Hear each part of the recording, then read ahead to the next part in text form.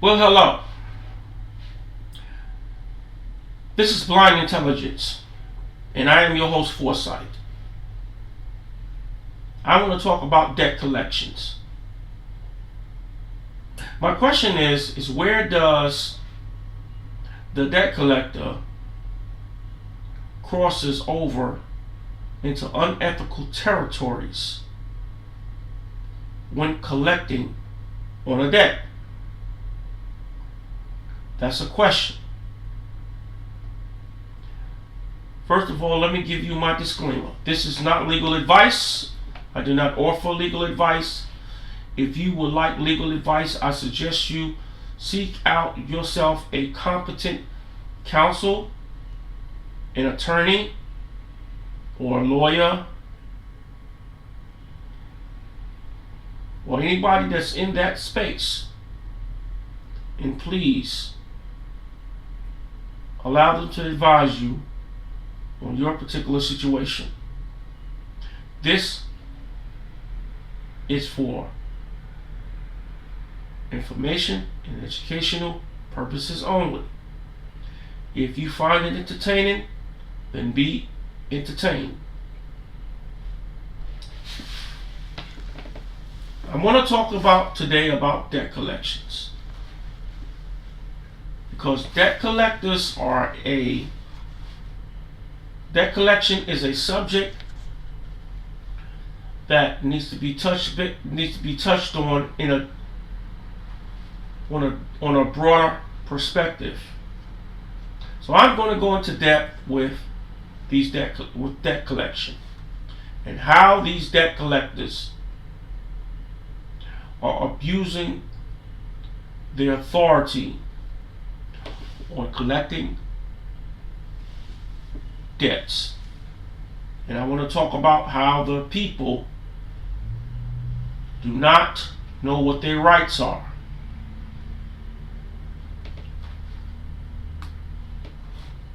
You get a check in the mail, a live check by ABC Creditor. How many checks you get that came in the mail? Was it $2,000? Was it $3,000? Was it $10,000? It might have just been just $1,000.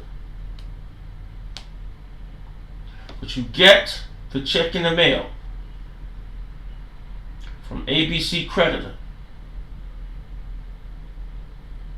You go cash the check. Now you get these. Now you got to make these payments. You're unable to make. Then you make these payments for a certain period of time, and then you stop making payments because you done run on hardship.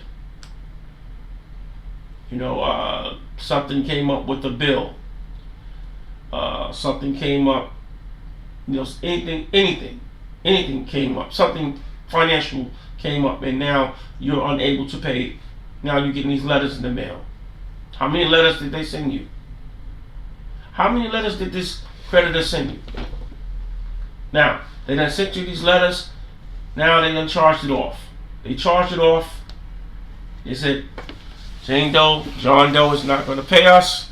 So now you got ABC debt collector, third party, picks up the debt. Pennies on the dollar. What does pennies on a dollar mean? Pennies on the dollar mean that they paid for a whole portfolio within your zip code. Might be 10 files in that folder, might be 20, might be 30, who knows? But I'm going to say, for example's sake, they got 10 in your zip code. And let's say, for example, all of them owed $1,000. This is simple mathematics. They all owed $1,000. If that debt collector, that third party debt collector, collects on all 10 of those, they didn't make $10,000. and they probably bought that portfolio for about $150. That whole one, he probably bought it for all. That's pennies on the dollar. And they didn't made their bread. But now the point is that now they're coming after you. Before they done got paid, they done come after you with all these letters. How many letters did they come after you with? Was it 3? Was it 4? Was it 6? Was it 10? How many letters did they come after you before you got a summons in the mail? Oh, you got a summons. Whether you answered the summons or you did not, you got a summons in the mail. Now you got to go to court. Whether you go to court or you do not go to court, it's totally up to you. Now, I've had the same situation. I can speak about this. This is what has happened to me. How do you answer the debt? You go to, now, in my case, I got a summons to come to court.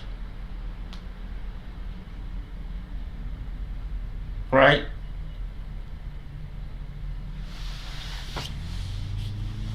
But the summons was not placed in my hand. And I can't tell you right now to this day where the summons is. I wrote a letter.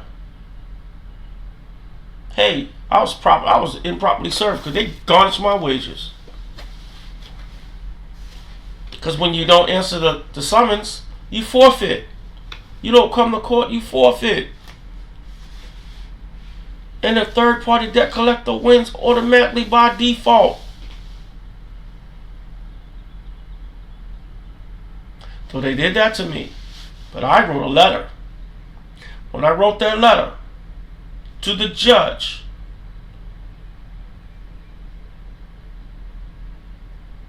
I was set up with another court case to come in. They didn't show up. When they don't show up, you win. Case was over with. But you have to know what your rights are. This is the point to what this story is, knowing what your rights are. I didn't always know what my rights are. I didn't always know. I thought I did. But I did not always know what my rights are. Do you know what your rights are when it comes to collecting on a debt? What if this? What if that? What if this? What if that? Be in a situation and let's discuss it.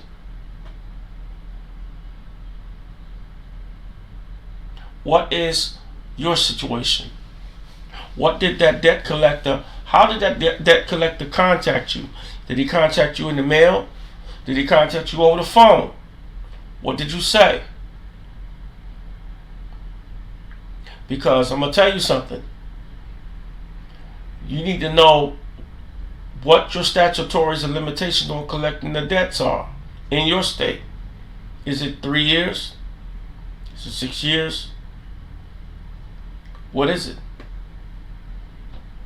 Did you know that when you admit to the debt, that you start the clock over? What does that mean? What does starting the clock over mean? When you go, when a debt collector contacts you, and it has been close to 3 years of collecting on a debt, if collecting on a debt is statutory of collecting on a debt is 3 years in your state, and that debt collector contacts you in year number 2, coming up close to number 3, When you start that clock over by you admitting, hey, yeah, I owe, now you just started the whole clock over.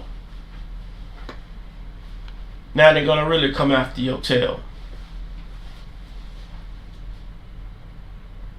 Third party debt collectors, no good. Because the question is not that you owe the debt. The question is, do they own the debt? That's the question. Do they own the debt? I'm going to leave it right there. This is Blind Intelligence. I am Foresight. Stay tuned. Our next discussion, we're going to talk about attorneys. Are they debt collectors or are they attorneys?